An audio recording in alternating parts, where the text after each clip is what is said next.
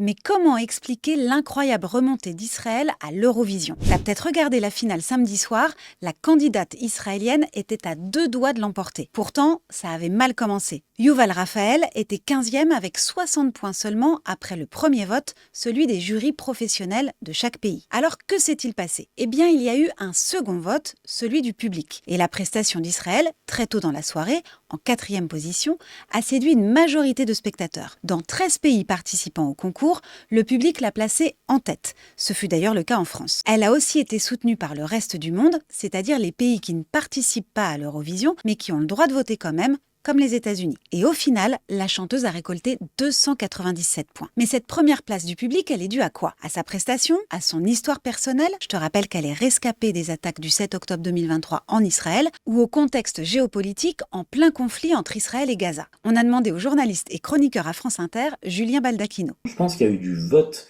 de soutien à la candidate, qui n'est pas forcément un vote de soutien au gouvernement israélien, mais vraiment un vote de soutien à cette candidate qui est dans un climat extrêmement tendu et qui, pour le coup, vient évidemment en partie de la communauté juive et de la diaspora israélienne, mais pas seulement. La chanson était bonne. Alors moi j'ai trouvé que la mise en scène était ratée, mais la chanson était bonne. Quand elle a sorti, elle a reçu beaucoup d'éloges. Et puis parce qu'il y a une forme de soutien à cette candidate, qui par ailleurs a une histoire particulière, elle l'a mise en avant, elle est rescapée du 7 octobre, donc l'histoire a pu toucher aussi. Le fait d'avoir un pays en guerre biaise, que ce soit dans un sens ou que ce soit dans l'autre sens, ce que peut être l'Eurovision, qui est censé être un concours de chansons et pas un concours de soutien à tel ou tel pays.